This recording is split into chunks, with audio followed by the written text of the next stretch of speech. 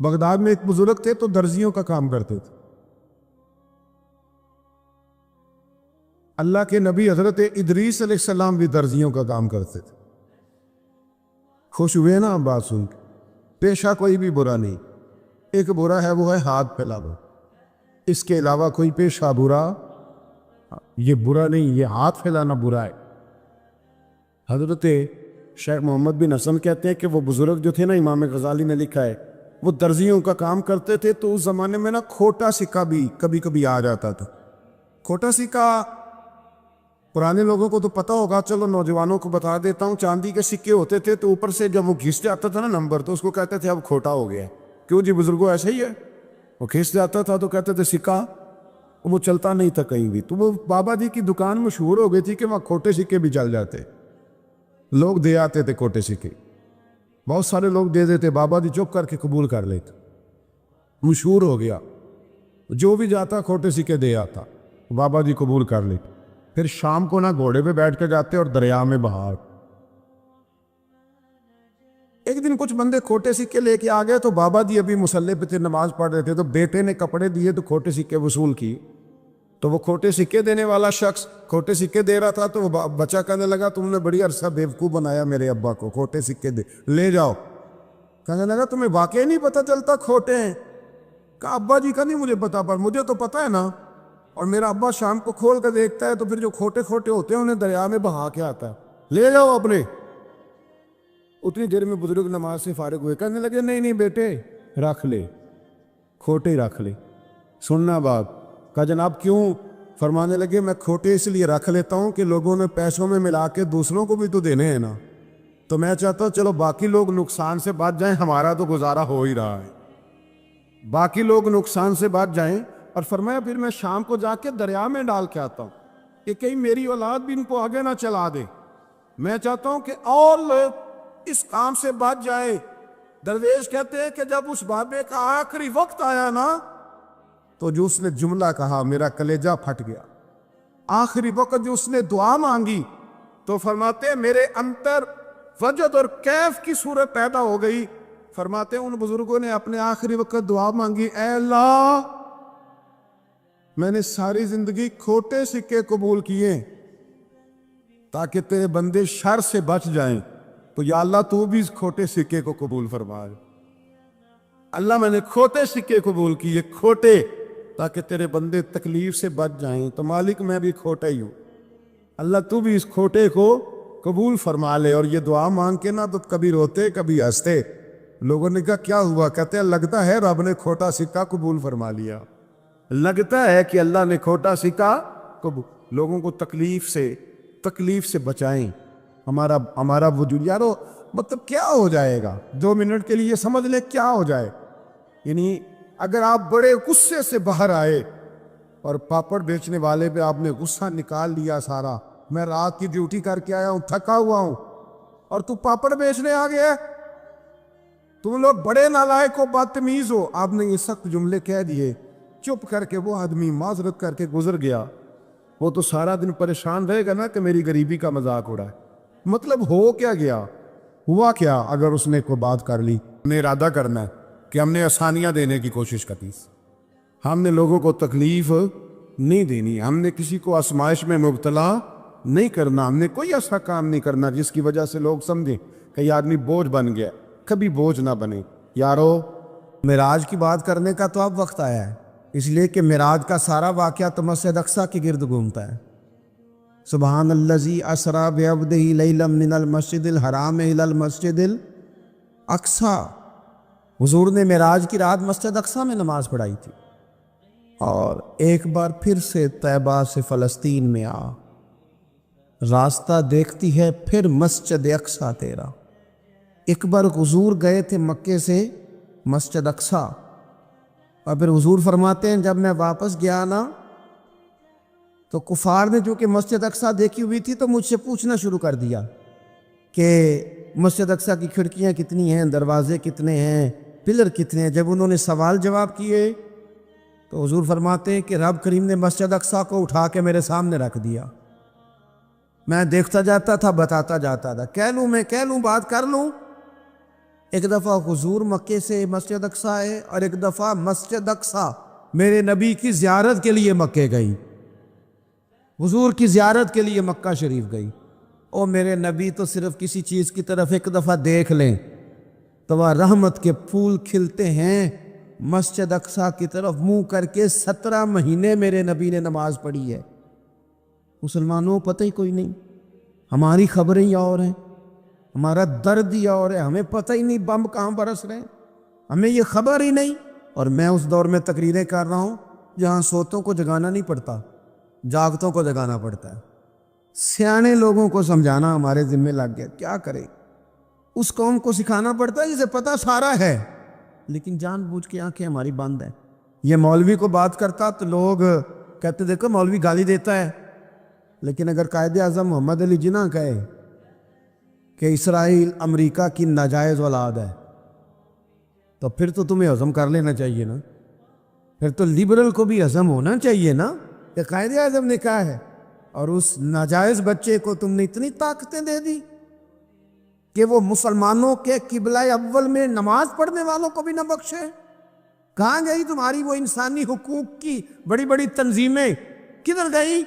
اور میرا پاکستانی میڈیا سے بھی سوال ہے، چند دن پہلے سیالکوٹ میں ایک واقعہ ہوا، ناانصافی ہو گئی جی، ناانصافی ہو گئی جی ایک بی بی کے ساتھ۔ ہر بندے نے شور مچایا، بڑے بڑے طوفان اٹھتے ہیں، کیوں ہوا جی کیوں ہوا؟ تو مسجد اقصی کی توہین ہو گئی تو پھر طوفان کیوں نہیں اٹھا؟ ٹاک شو کیوں نہیں ہوئے؟ بحثیں کیوں نہیں ہوئی؟ میں اس موم بتی مافیا کا کیا کروں؟ ان لبرل لوگوں کا کیا کروں؟ ان کے سپورٹروں ووٹروں کا کیا کروں؟ ان سیاسی جماعتوں کے کارکنوں کو کیا نام دوں کہ جو ان فضول بحثوں میں تو وقت ضائع کرتے ہیں، اور وہ مسجد اقصی اس کے بارے میں میرے نبی پاک صلی اللہ علیہ وسلم سے ایک صحابیہ نے پوچھا تھا، یا رسول اللہ مسجد اقصی میں نماز پڑھنا کتنا کو بہتر ہے باقی نمازوں کے مقابلے میں؟ تو حضور نے فرمایا 1000 گنا بہتر ہے۔ بی بی عرض کرنے لگی، سونیا میں جا تو نہیں سکتی، دل بڑا کرتا ہے۔ حضور نے فرمایا جا نہیں سکتی تو وہاں تیل ہی بھجوا دے، جس میں حاضری لگوانے کی حضور بات کریں جس مسجد میں۔ اور نبی پاک علیہ السلام نے فرمایا خاص کر کے سفر کرنا ہوا تو 3 مسجدوں کے لیے کرنا، ایک مسجد حرام بیت اللہ کے لیے، ایک مسجد نبی کے لیے، اور تیسرا مسجد اقصی کی۔ ایک بات بڑی ضروری ہے، وہ میں نے آپ سے ضرور کرنی ہے۔ ایک آیت ہے قرآن پاک کی سورۃ بقرہ پہلا سپارہ آیت نمبر 120۔ اللہ تعالیٰ نے ایک حد بیان کر دی، فرمایا وَلَن تَرْضَىٰ عَنْكَ الْيَهُودُ وَلَا النَّصَارَىٰ حَتَّىٰ تَتَّبِعَ مِلَّتَهُمْ۔ فرمایا یہ یہودی اور عیسائی تم سے ہرگز راضی نہیں ہوں گے۔ یہ قرآن ہے، اور سادہ ترجمہ تفسیر کی بھی ضرورت نہیں۔ یہ معاہدے کر لیں، محبت کے وعدے کر لیں، یہ تم سے راضی نہیں ہوں گے۔ کب راضی ہوں گے؟ حتیٰ تتبع ملتہم، یہاں تک کہ تم ان کے دین کی پیروی کرنے لگ جاؤ۔ میرا جب پہلی دفعہ پاسپورٹ بنا تو میں نے سارا پڑھا، کتابیں پڑھنے کا شوق تھا شروع سے۔ اس کے ہر صفحے پہ لکھا ہے کہ سوائے اسرائیل کے، یعنی آپ پوری دنیا میں یہ سبز ہلالی پاسپورٹ لے کے جا سکتے ہیں، خبردار اسرائیل آپ یہ پاسپورٹ لے کے نہیں جا سکتے۔ یعنی اتنی نفرت کسی ملک سے کہ اس پر لکھ کے چھاپ دیا ہر صفحے پر کہ یہ پاسپورٹ سوائے اسرائیل کے ہر ملک کے لیے کارآمد ہے۔ میرا سوال ہے عرب کے ان لیڈروں سے جنہوں نے اسرائیل کے ساتھ معاہدہ کیا، مجھے بتاؤ تمہیں فلسطین کی بیٹیاں بھول گئی نا ساری کی ساری؟ تمہیں وہ ماں بھول گئی نا جو مسجد اقصی کے دروازے پہ کھڑی ہو کے چیخیں مارتی تھی اور کہتی تھی کوئی علی کو خبر کرو کہ میری بچیاں قید میں ہیں؟ اور بھول گئی؟ تمہیں وہ بہن بھول گئی نا جس پر شراب کی بوتل انڈیلتے تھے اسرائیل کے فوجی؟ وہ آپ کو ابھی بھی ویڈیو مل جائے گی، وہ انڈیلتے تھے شراب کی بوتلوں سے، پکڑتے تھے، دست درازی کرتے تھے، اور وہ بیٹی کہتی تھی یا رحمت للعالم۔ بھول گیا تمہیں وہ سارا کچھ؟ تم نے 1 منٹ لگایا اور تم معاہدہ کس سے کروا رہے ہو؟ امریکہ کے صدر سے؟ اتنا ظلم کیا تم نے، اتنا قاتل کے ساتھ معاہدہ؟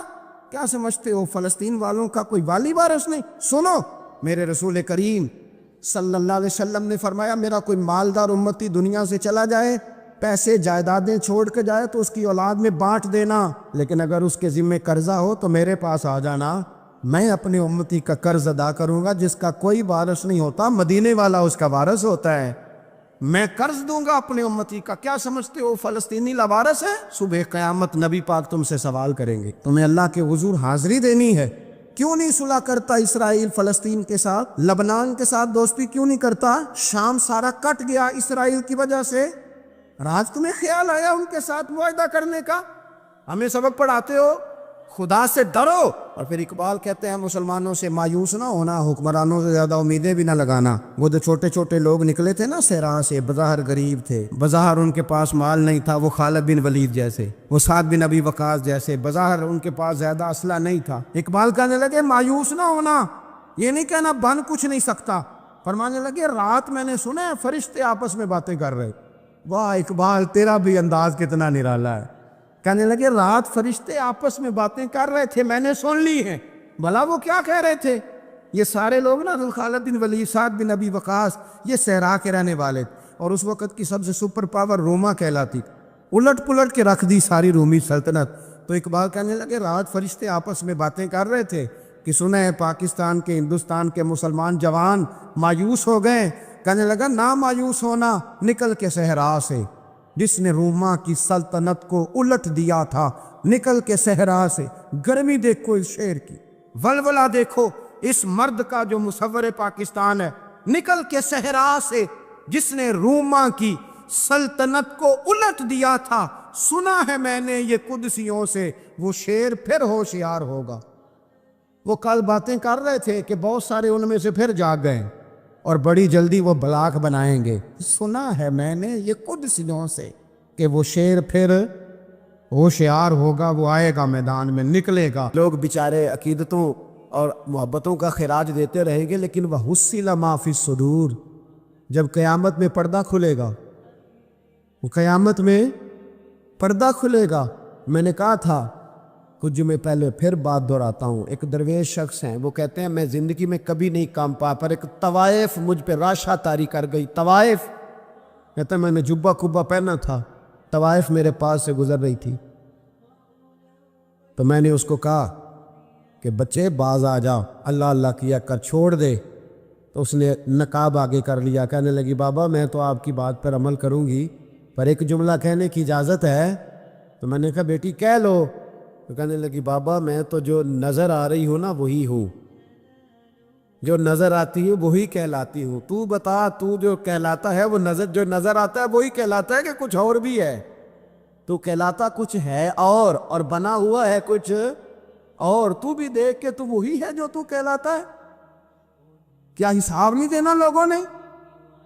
باہر نہیں آئیں گی یہ ساری چیزیں؟ اتنا بڑا دھوکہ، اور کوئی چیز نہیں ملی استعمال کرنے کو۔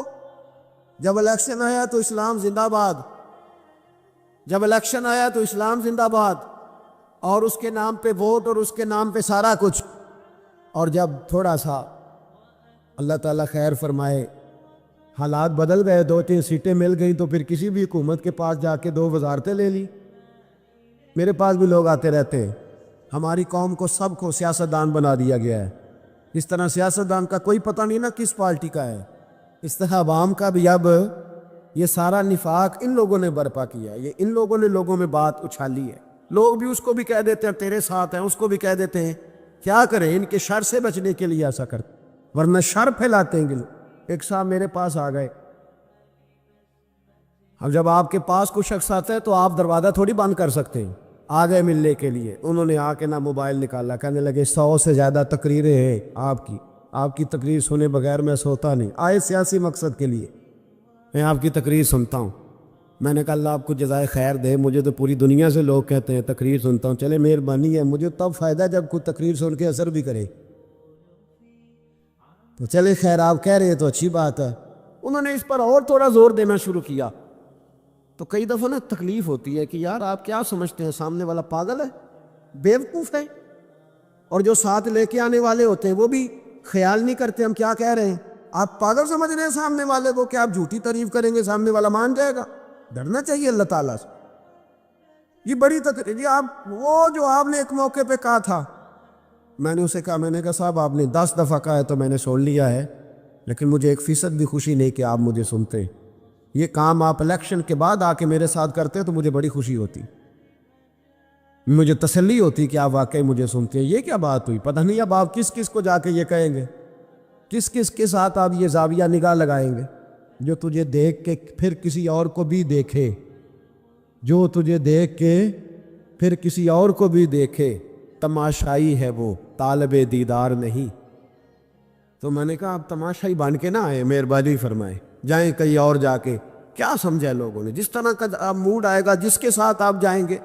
اب تو اتنا ماحول عجیب ہو گیا، پہلے کو کسی بزرگ سے ملتا تھا نا، کسی کو نیک سمجھ کے تو کہتا تھا حضرت میرے لیے دعا کرنا، اب کو ملتا تو کہتا حضرت جی آؤ ویکھیا جی تہاڈی سیلفی لینی ہے۔ یہ کون سا دین؟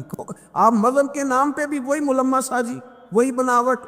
تو جب راز کھلے گا، وَحُصِّلَ مَا فِي الصُّدُورِ، جب سینوں کی چیزیں باہر آئی، میں کہتا ہوں آج راز کھل جائے، مشکل ہو جاتا ہے، لوگ وضاحتیں دیتے پھرتے۔ جب قیامت میں راز کھلیں گے، سب سے پہلے دیندار شخص کو دیکھنا چاہیے۔ میرے نبی پاک علیہ السلام نے فرمایا سب سے پہلے جہنم میں ریاکار عالم دین کو ڈالا جائے گا، عالم کو سب سے پہلے دوزخ میں ڈالا جائے گا، اس لیے کہ اس نے اپنا قد اونچا کرنے کے لیے دین کو ٹیشو پیپر بنایا تھا۔ یہ تو بات ہو گئی دینداروں کی۔ ایک سیاستدان نے نعرہ لگایا، اس نے کہا روٹی دوں گا، کپڑا دوں گا، مکان دوں گا۔ ایک بعد میں پھر آ گیا، اس نے کہا تحفظ دوں گا۔ ایک تیسرا آ گیا، اس نے کہا میں فلاں کر دوں گا۔ آتے رہے لوگ، بیچارے مجبور ہیں، پریشان ہیں۔ ہمارے ملک میں پی ایچ ڈی کرنے کے بعد لوگوں نے چائے کے ڈھابے بنائے ہوئے ہیں، لوگ آزمائش کا شکار ہیں۔ کدھر جائیں؟ سیاستدان کے پیچھے لگ گئے، لوگوں نے نعرے بھی لگائے، لوگوں نے اپنی جیب سے پوسٹر بھی اس کے بلوا کے چسپاں کیے، ساری اس کے پیچھے لوگ لگ گئے۔ اب ہمیں تو نہیں نہ پتا تھا کہ وہ تو غریبوں کے جذبات سے کھیل کر اپنا قد اونچا کرنے جا رہا ہے، وہ تو ہوس اقتدار کا پجاری ہے، وہ تو صرف کرسی کے لیے لوگوں کے جذبات سے کھیل رہا تھا۔ اس نے تو اتنے زبردست نعرے اس لیے سکھائے تھے کہ لوگ میرے پیچھے لگ جائیں، کسی کی مجبوری کا نام لے کے اسے پیچھے لگا کے پھر وہ اپنے ذاتی مفادات لینا چاہتا تھا۔ اللہ فرماتے ہیں دنیا میں تو دھوکہ دے لے گا، پر وَحُصِّلَ مَا فِي الصُّدُورِ، میں راز کھول دوں گا۔ ایک حدیث سنانے لگا جو آپ نے رٹ کے یاد کرنی ہے، کر لیں گے انشاءاللہ؟ بولیے سارے کہیے انشاءاللہ کر لیں گے یاد ماشاءاللہ سے۔ سنیں، ابو داؤد شریف میں، ترمذی میں حدیث ہے، نبی پاک علیہ السلام نے فرمایا کچھ لوگوں کی پشتوں پر اللہ قیامت میں جھنڈے گاڑ دے گا۔ پشت ہوتی ہے نا، پشت، مقعد، سرین، اس پر اللہ جھنڈا گاڑ دے گا، وجود کے ساتھ لگا دے گا۔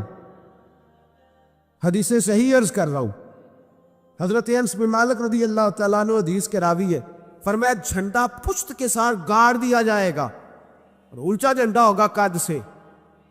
تو لوگ سارے کہیں گے یا اللہ یہ کون ہے، کون ہے یہ؟ تو رب کریم فرمائے گا یہ اپنی قوم کا غدار ہے، یہ اپنی قوم کا، ان کے جھنڈے یہاں نہیں لگیں گے، ان کے جھنڈے وہاں بھی لگیں گے۔ میرے نبی پاک علیہ السلام نے فرمایا غداروں کی پشتوں پہ اللہ جھنڈے لگائے، اور یہ جھنڈے لگیں گے، اور جب لوگ پوچھیں گے یہ کون ہے تو کہا جائے گا وہ یہ ہے جس کو قوم نے امانت دار سمجھ کے سربراہی دی، پر یہ غدار نکلا۔ قوم نے اعتماد کیا، امانت دار سمجھ کر یہ غدار نکلا۔ یاد رکھنا تمہارے جھنڈے لگیں گے، آج تمہاری گاڑیوں پہ سرکاری جھنڈے ہیں، آج تمہاری بڑوں بازاروں پر سرکاری جھنڈا ہے، قیامت میں تمہاری پشت پر غداری کا جھنڈا ہوگا، غداری کا۔ اور میرے نبی پاک علیہ السلام نے فرمایا غریبوں کو اللہ قوت دے دے گا، اور جو تکبر کرنے والے تھے انہیں اللہ کیڑیوں کی شکل عطا کرے گا، چیونٹیوں کی شکل، کیڑے مکوڑے بنا دے گا، اور غریب پیروں کے نیچے مسل کے جائیں۔ وقت تھوڑا رہ گیا، وَحُصِّلَ مَا فِي الصُّدُورِ، فرمایا تمہارے سینے کے سارے راز اللہ باہر نکال دے، فاش ہو جائے گی، ہر چیز کھل جائے گا، سارا آئینہ باہر آئے، تمہیں وہ سارا کچھ بھگتنا ہے۔ کتنے بادشاہ گزرے آپ کے ملک میں، کتنوں کی قبروں پہ لوگ فاتحہ پڑھنے جاتے ہیں، کتنے ہیں جن کا اب نام ہوتا ہے، تصویریں لگی ہوئی ہیں پارلیمنٹ میں، اس سے زیادہ کوئی شے ختم ہو گئی بات۔ کدھر گئے ہمارے تو نوجوانوں کو یاد بھی نہیں، کیا کسی نے کمال کر لیا وزیر اعظم بن کے، کیا اس نے کر لیا، ختم ہو گئی بات۔ خدا را جو آپ ہیں آپ وہی بیان کریں، دھوکہ نہ دیں، ورنہ یہ راز جب کھلے گا، میرے نبی پاک علیہ السلام نے فرمایا بہت بڑا تاجر قیامت میں اللہ کی بارگاہ میں کھڑا کیا جائے، اللہ اس کے بچوں کو بھی بلائے گا، کہے گا تمہیں پتہ ہے تمہارا مال حرام ہے، ناجائز ہے، تمہارے باپ نے دھوکے سے کمایا ہے۔ تو نبی پاک علیہ السلام نے فرمایا، امام سیوطی نے حدیث لکھی ہے، نبی پاک فرمانے لگے وہ اولاد اپنے باپ پہ مقدمہ کر دے گی، وہ جن کو دے گیا نا کہ وہ والا پلاٹ بھی تیرا، وہ والا بھی تیرا، وہ والا بھی، وہ مقدمہ کر دے، وہ کہیں گے اے اللہ ہم نے اسے کہا تھا ہمیں ناجائز مال دے، اس سے پوچھ اس نے کیوں کمایا۔ میرے مصطفیٰ کریم علیہ السلام فرماتے ہیں احد پہاڑ کے برابر اس کی نیکیاں ہوں گی، لیکن جرم یہ ہوگا کہ کمائی حرام تھی، تو اللہ کریم ان بچوں کے مقدمے کی وجہ سے باپ کو جہنم میں داخل کر دے گا۔ یہاں وہ سخی بھی بن کے گیا ہے، یہاں وہ کہتا وہ کہانیاں سنایا کرتا تھا کہ میں بڑی محنت سے آگے گیا ہوں۔ وَحُصِّلَ مَا فِي الصُّدُورِ، میں تمہارے سینوں کی چھپی چیزیں راز کھول دوں، راز فاش ہو، تمہیں ہر چیز دیکھنی پڑے گی۔ میرے رسول پاک علیہ السلام کی ایک حدیث بڑی انفرادی ابن حجر نے لکھی، میں تو اس حدیث کو پڑھ کے میں نے کتاب بند کر دی، میں نے کہا اللہ ہمیں معاف کرے۔ نبی پاک علیہ السلام نے فرمایا جس کو امین بنایا گیا اور اس نے خیانت کی، وہ کسی جگہ کا بھی امین تھا، وہ ممبر رسول کا امین تھا یا ڈاکٹر کی کرسی کا، وہ کسی سکول کے ادارے کا امین تھا یا حکومت میں کسی عہدے پہ جسے امین بنایا گیا، توجہ ہے میری بات پر، جسے امین بنایا گیا اس نے خیانت کی، تو اس نے جس چیز کی خیانت کی ہوگی وہ چیز قیامت کے دن اس کی گردن کے ساتھ لٹکی ہوئی ہوگی، گردن کے ساتھ۔ محبوب فرمانے لگے ایک شخص آئے گا اس کی گردن پر اونٹ بیٹھا ہوگا، اور حدیث کے لفظ یہ ہے حضور فرماتے ہیں مجھ سے فریاد کرے گا یا رسول اللہ میری مدد کرے، تو میں اسے کہوں گا میں نے تجھے سمجھایا نہیں تھا، اب تیرے بارے میں اللہ فیصلہ کرے گا۔ پھر ایک اور شخص آئے گا تو اس کی گردن کے ساتھ، اس نے چونکہ گھوڑے چرائے تھے تو اس کی گردن کے ساتھ گھوڑے لٹکے ہوئے ہوگی، گھوڑے، اللہ اکبر، تو وہ فریاد کرے گا حضور میری مدد کرے۔ ذرا یہ چیزیں بھی جاگ کے سنا کریں۔ آپ شفاعت رسول کے موضوع پر نعرے لگاتے ہیں، پہلے یہ بھی تو دیکھیں نا حضور سفارش کریں گے کس کی، اس پر بھی ذرا غور فرمائیں۔ وہ جو سبحان اللہ ماشاءاللہ والا عنوان ہوتا ہے اس پہ کہتے ہیں ماشاءاللہ جی آج تو پتہ چل گیا جنتی ہے۔ وہ بھائی جنت کی سڑک پہ بھی تو چڑھنا ہے کہ نہیں، وہ رستہ بھی اختیار کرنا ہے کہ نہیں، کہ آپ کا خیال یہ ہے کہ آپ کو ہیلی کاپٹر کے ذریعے جنت میں ڈال دیا جائے، کچھ کرنا نہ پڑے۔ عزیز بھائی، میرے نبی پاک علیہ السلام فرمانے لگے کچھ لوگ ایسے ہوں گے کہ ان کی گردنوں کے ساتھ بکریاں ممنا رہی ہوگی، گدھے ہنہنا رہے ہوں گے، فرمایا وہ فریاد کریں گے تو میں کہوں گا تمہیں سمجھایا نہیں تھا۔ اور پھر حضور فرماتے ایک شخص آئے گا جس کی گردن کے ساتھ اژدہا بندھا ہوگا، اس کے منہ کو ڈسے گا، تو وہ کہے گا اسے پیچھے ہٹاؤ، اور پھر اس سے کہے گا اژدہے سے تو ہے کون، تو وہ کہے گا میں تیرا وہی مال ہوں جسے تجوری میں سنبھال کے رکھتا تھا، آج میں تیری گردن سے لپٹ گیا ہوں تو کہہ رہا ہے پیچھے ہٹ جا۔ بھائی راز کھلے گا، آپ یقین کریں، اچھے لوگوں کے جب راز کھلیں گے قیامت میں تو موج لگ جائے گی۔ راز صرف بروں کے نہیں کھلیں گے، اچھے لوگوں کے بھی راز ہے، توجہ ہے میری بات پر۔ حضرت اویس کرنی بھی آئیں گے جو ساری زندگی راز میں رہے، تو میرے نبی پاک فرماتے اس شخص نے مکان نہیں بنایا، گھر نہیں بنایا، لیکن جناب اویس کرنی جب جنت میں داخل ہوں گے تو اللہ 70,000 فرشتوں کا جلوس انہیں عطا فرمائے گا، اللہ انہیں 70,000 فرشتوں کا جلوس دے گا، اس جلوس میں وہ جنت میں جائیں گے، ان لوگوں کو اللہ شانے دے گا، اور میں راز کھلے گا، راز۔ قیامت کے دن کچھ لوگ ان کے چہرے 14ویں کے چاند کی طرح چمکیں گے، اور انبیاء اور علماء ان کو دیکھ کر رشک کریں گے، کون ہے؟ میرے مصطفیٰ کریم علیہ السلام فرماتے ہیں رب کریم فرمائے گا یہ میرے محبوب کی امت کے وہ نیک لوگ ہیں جس سے بھی محبت کرتے تھے اللہ کی رضا کے لیے کرتے تھے، اور جس سے بھی انہوں نے زندگی میں دشمنی رکھی صرف ہے اللہ کی رضا کے لیے۔ اب یہ اللہ کی رضا والا معاملہ کہاں تھا ان کے سینے کے اندر، اس کی جزا انہیں قیامت میں ملے گی۔ کچھ لوگوں کا راز کھلے گا، انہیں بڑا لطف آئے گا۔ جوانوں، سادہ زندگی آسان ہوتی ہے، یہ جو زیب و زینت والی زندگی ہے یہ مشکل بڑی ہے۔ آپ یقین کریں جن لوگوں نے کپڑے پہننے ہیں نا پردے کے لیے، وہ بڑے سوکھے ہیں، جو بھی مل گیا پہن لیا، اور جنہوں نے دکھانے کے لیے پہننے ہیں وہ بڑی مصیبت ہے کہ یار میں نے اتنا مہنگا جوڑا پہنا ہے کسی نے تعریف ہی نہیں کی. کوئی تعریف کر دے تو پھر کہتے ہیں دیکھا نا آنکھیں چندے آ گئی نا دیکھ کے, اور نہ کرے تو کہتے ہیں جل ہی گیا ہے پورا, ایک جملہ نہیں بول سکا. چونکہ مزاج ہے نا. یہاں جو آدمی کھیت سے اٹھ کے آیا نا چارہ کاٹتا, تو اس کو جہاں بھی موقع ملے گا اس نے بیٹھ جانا ہے, جمعہ پڑھنا, نکل جانے. اور جس بچے نے 4-5 ہزار بالوں والوں کو دیا نا سیدھے کر دے ذرا میرے, وہ بڑا پریشان ہے کہ میں نے اتنی محنت کی ہے کسی بندے نے دیکھا بھی نہیں. سادہ زندگی آسان ہوتی ہے, بندہ سوکھا رہتا ہے. اور جو تکلفات والی زندگی ہے, لوگ تعریف کریں, لوگوں سے کچھ, وہ مشکل ہے. حضرت مولا علی اتنی حکمت, اتنی دلیری, اتنے بڑے آدمی, لیکن ایک دن نا نبی پاک صلی اللہ تعالیٰ علیہ وسلم کو پتہ چلا کہ حضرت فاطمہ زہرا میں اور جناب علی میں کسی بات میں رائے کا اختلاف ہوا ہے. تو حضرت علی ناراض ہو کے چلے گئے, حضور ڈھونڈنے نکلے. یہ بخاری میں موجود ہے. سرکار ڈھونڈنے نکلے تو دیکھا کہ حضرت علی نا مسجد نبی کے ساتھ ننگی زمین پر ایک چادر بچھائی تھی.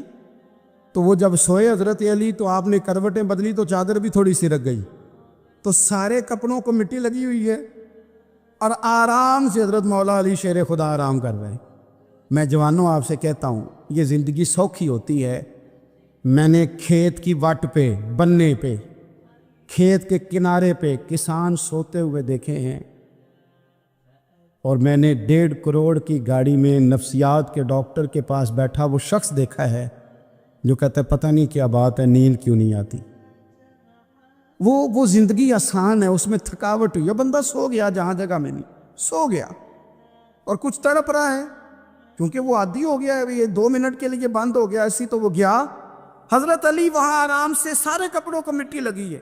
میں مولا کائنات کی بات کر رہا ہوں, میں شیر خدا کی بات کر رہا ہوں, میں اسد اللہ کی بات, امام المشارق والمغارب کی بات کر رہا ہوں.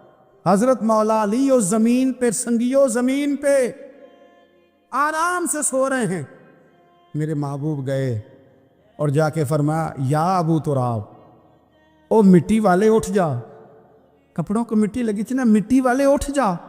لفظ کیا, یا ابا تراب, او مٹی والے. حضرت علی کو ساری حیات ظاہرہ جس نے بھی ابو تراب کہا جناب علی بڑے ہی راضی ہوئے, خوش ہوتے تھے, فرماتے تھے یہ مجھے کہو, یہ میرے نبی نے مجھے کہا ہے. اور مٹی والے اٹھ جا. آپ کی زندگی کی جو سادگی ہے, میں آپ سے عرض کروں ہمارے تکلفات ہمارے اپنوں کو بڑا پریشان کرتے.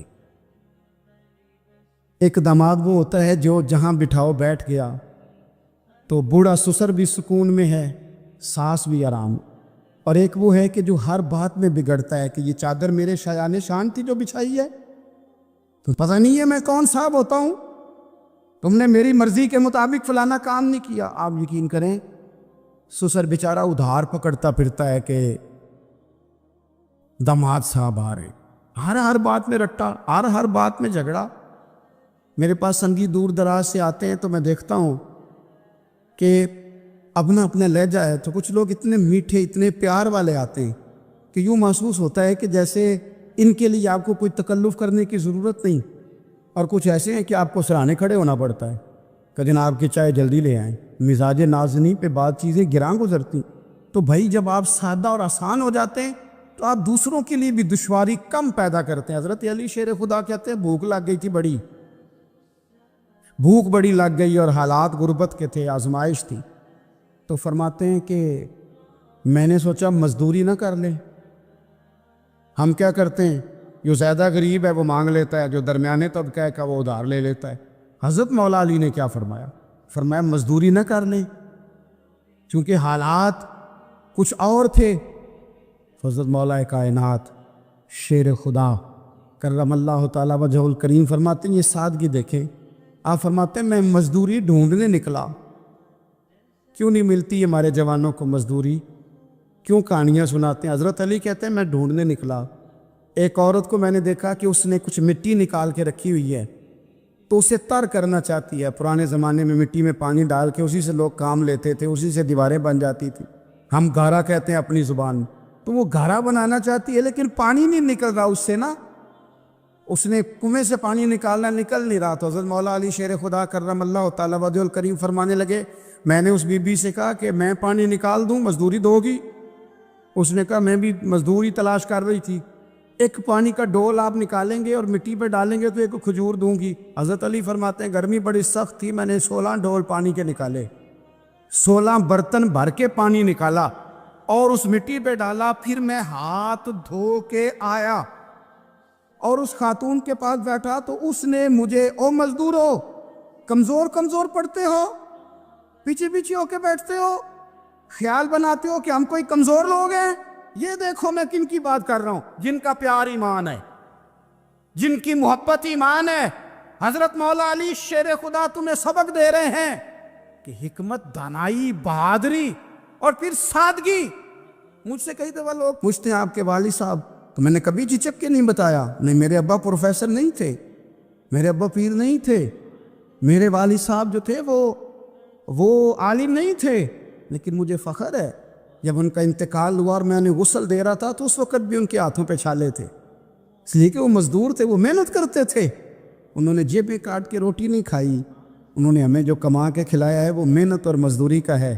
میں ناز سے کہا کرتا ہوں الحمدللہ میں کسان کا بیٹا ہوں، میں اس کا بیٹا ہوں جو دھرتی کا سینہ چیر کے اناج اگاتے تھے۔ اور میں نے دیکھا ہے کہ جب بڑولے میں میری اماں گندم بھرنے لگتی تو میرے والد صاحب فرماتے تیاں تیانیاں دا حصہ بھی کٹ لئی، غریباں دا بھی کٹ لئی، فلاں دا بھی، کہ فلاں آدمی دی گندم عید کی تھوڑی ہوئی ہے، وہ 2 بوریاں ادھر بھی بھیجنی ہے۔ تو وہ جو غریبی کی سخاوت تھی اور وہ جو سادگی کی سخاوت تھی، اس کے اندر جو رانائی تھی اور اس کے اندر جو جذبہ اور شوق تھا، مزدور کا بیٹا پیچھے پیچھے جاتا ہے اور وہ گھبرا کے زندگی گزارتا ہے، تمہیں تو سار اٹھا کے جینا چاہیے۔ اس لیے کہ حضرت مولا علی شیر خدا کہتے ہیں میں مزدوری کر کے کھجوریں کما کے لایا، اور لا کے نہ تو میں نے اکیلے نہیں کھائی وہ، کیونکہ قحط کا دور تھا، حالات اور تھے، فرماتے لا کے حضور کو پیش کی۔ میں نے کہا حضور یہ کھجوریں ہیں، تو کریم نے پوچھا کہاں سے آئی ہیں؟ میں نے عرض کی حضور بھوک بڑی لگ رہی تھی تو مزدوری کے لیے نکلا، تو ایک عورت نے اپنے مٹی کو پانی لگانا تھا تو میں نے محنت کر کے یہ 16 کھجوریں کھائی ہیں۔ تو کہتے ہیں حضور زمین پہ بیٹھے تھے، مجھے بھی ساتھ بٹھا لیا، کھجوریں ہم نے وہاں رکھ لی، بڑے شوق سے میٹھی میٹھی باتیں بھی ہونے لگی۔ یہ تو جو لوگ روز کھاتے ہیں نا گوشت، وہ تو نخرے کرتے ہیں، کہتے ہیں وہ جناب یہ چیز مجھے ہضم نہیں ہوتی، کولیسٹرول ہے فلان، پیچھے لے جاؤ پیچھے۔ لیکن کبھی آپ دوپہر کو مزدور کو روٹی کھاتے دیکھیں، اور جس طرح ہاتھ دھوتا ہے اور پونے کو اچار لگ جاتا ہے سارا جو وہ باندھ کے لایا ہوتا ہے، اور لیکن جب وہ کھا کے کھانا اچار کے ساتھ آسمان کی طرف دیکھتا ہے، لفظوں میں نہیں، چونکہ لفظ تاثیر سے بنتے ہیں، تلفظ سے نہیں، اہل دل آج بھی ہیں اہل زبان سے آگے، وہ جو لہجے سے رب کا شکر ادا کرتا ہے تو اس کی آنکھوں کی روشنی بتاتی ہے کہ جو اس نے کھایا ہے اس نے رب کا شکر بھی صحیح کر کے ادا کیا ہے، پھر اٹھ کے کام۔ تو حضرت مولا علی شیر خدا کہتے حضور نے مجھے وہیں بٹھا لیا اور رغبت سے کھجوریں کھانے لگے۔ ایسا کوئی محبوب کہیں ہوگا نہ کہیں ہے، دیکھو بیٹھا ہے چٹائی پہ مگر عرش نشی ہے، اور ملتا نہیں کونین کو کیا کیا تیرے در سے، ایک لفظ نہیں ہے جو تیرے لب پہ نہیں ہے۔ اپنی زندگی میں یہ 3 باتیں اپنائیں، ایک تو حکمت کے ساتھ دانائی، مزاج جارحانہ نہ بنائیں، جارحانہ مزاج سے کچھ بیوقوفوں کو تو متاثر کیا جا سکتا ہے، فہم و فراست والے لوگوں کو متاثر نہیں کیا جا سکتا، جارحانہ مزاج نہیں، حکمت والا، دانائی والا، معاملہ فہمی والا مزاج بنا۔ اور دوسرا، کمزور نہیں پڑے زندگی میں، اپنے آپ کو خود حوصلہ دیں، اپنے آپ حوصلے میں ہوں گے تو آپ کے ارد گرد لوگ تسلی میں ہوں، آپ اپنے مزاج میں دلیری لائیں۔ اور تیسری بات، زندگی کو سادہ کریں، یہ سادہ ہوگی آپ کے لیے، آپ کے گھر والوں کے لیے، سب کے لیے آسانی ہو۔ جو آدمی گھر جاتا ہے اور مصیبت کھڑی کر دیتا ہے نا میں آ گیا ہوں، تو اس کے گھر والے بھی بڑے پریشان ہیں، اس کے بچے یہ دعا نہیں کرتے ابا جی گھر آئیں، بلکہ یہ دعا کرتے ہیں کہ یہ آئے ہیں تو اللہ جانے کب جائیں گے۔ حضور کو مکہ بھی بڑا ہی پیارا، اس شہر سے بھی رسول کائنات کو بڑی ہی محبت، لیکن پتہ ہے مسلمانوں کو مدینے سے اتنا پیار کیوں ہے؟ یہ محبت ذاتی نہیں، یہ بھی خدائی ہے، یہ نہ اللہ کی دی ہوئی، مالک کی عطا ہے۔ حضور نے دعا فرمائی مدینے کی محبت کے لیے، نبی پاک نے، یہ جو ہمارے سینے مچلتے ہیں، دل تڑپتے، ہماری اولادیں روتی ہیں، ہم سب کچھ قربان کر کے بھی اس شہر نور میں جانا چاہتے، تو یہ خدائی فیصلہ ہے، اللہ کی پیدا کی ہوئی محبت ہے۔ حضرت سیدہ عائشہ صدیقہ رضی اللہ تعالیٰ عنہ فرماتی ہیں، بخاری مسلم میں موجود ہے، فرماتی ہیں جب رسول پاک صلی اللہ علیہ وسلم مدینہ تشریف لائے تو حضرت ابو بکر صدیق رضی اللہ تعالیٰ عنہ اور حضرت بلال حبشی رضی اللہ تعالیٰ عنہ کو نا بخار ہو گیا۔ تو فرماتی ہیں چونکہ دونوں کو بخار تھا تو ایک روایت میں تو یوں بھی ہے کہ حضرت بلال نا مکے کے فراق میں شعر بھی پڑھتے تھے۔ انسان اپنے علاقے سے پیار کرتا ہے نا، تو مکہ مکرمہ کے فراق میں، جدائی میں اشعار بھی کہتے تھے۔ حضرت عائشہ صدیقہ رضی اللہ تعالیٰ عنہ کہتی ہیں ان دونوں کا بخار کا حال مجھے معلوم ہوا تو میں حضور کی بارگاہ میں گئی، میں نے عرض کی یا رسول اللہ صلی اللہ تعالیٰ علیہ وسلم، جناب صدیق اکبر کو بھی بخار ہے، سیدنا بلال حبشی کو بھی، میرے دوستو چاہیے تو یہ نا کہ بیماری کی اطلاع ملے تو شفا کی دعا ہو، پر کریم محبوب دلوں کے حال جانتے ہیں نا۔ حضور نے کیا دعا فرمائی، کہا اے اللہ جس طرح ہمیں مکے سے محبت تھی نا، اسی طرح ہمیں مدینے کی محبت دے دے، بلکہ ہمارے دلوں میں مدینے کی محبت مکے سے بھی زیادہ فرما دے۔ یہ دعا حضور نے مانگی تو مومنوں کے دلوں میں پیار ہے مدینے کا، یہ نبی پاک نے مانگا اللہ سے، دلوں میں پیار ہے، دل کھچے چلے جاتے ہیں جنہوں ویک کے ٹھر دیاں اکھیاں نے، جنہوں ویک کے ٹھر دا سینہ ہے، ربا تیری ساری خدائی ہے پر ایک ہی تے شہر مدینہ ہے، ربا تیری ساری خدائی چ ایک ہی تے شہر مدینہ ہے، تیری ساری خدائی چ ایک ہی تے شہر، جنہوں ویک کے ٹھر دیاں اکھیاں نے، جنہوں ویک کے ٹھر دا سینہ ہے، ربا تیری ساری خدائی ایک ہی تے شہر مدینہ ہے۔ رسول پاک صلی اللہ علیہ وسلم نے دعا فرمائی، اللہ ہمارے دلوں میں مدینے کی محبت پیدا فرما دے، اور پھر فرمائے اے اللہ مدینے کو صحت مند شہر بنا دے، اور فرمائے اس بخار کو نا یہاں سے منتقل کر دے، جوفا کی طرف بھیج دے، اس بخار کو نکال دے، اس کو صحت مند۔ یہ کچھ دن پہلے نا عالمی ادارہ صحت نے رپورٹ جاری کی، یہ عالمی ادارہ صحت نے دنیا کے سارے شہروں میں صحت کے لحاظ سے سب سے زیادہ بہترین شہر رسول ہے، مدینہ منورہ ہے، مدینہ منورہ ہے۔ ہم عالمی ادارہ صحت والوں سے کہتے ہیں تم رپورٹ نام بھی نہ جاری کرتے، تم نے تو آج رپورٹ جاری کی ہے نا، تو یہ رپورٹ تو فرشتوں نے پہلے بنا لی تھی، اس لیے کہ حضور نے دعا کی تھی اللہ مدینے کو صحت والا شہر بنا دے۔ وہاں تو بڑے بڑے بیمار جا کے ٹھیک ہو جاتے، بڑے بڑے کمزور جا کے تندرست ہو جاتے، بڑے بڑے بوڑھے جا کے لگتا ہے توانا ہو گئے۔ وہ تو شہر ہے، کیا باتیں ہیں اس شہر کی۔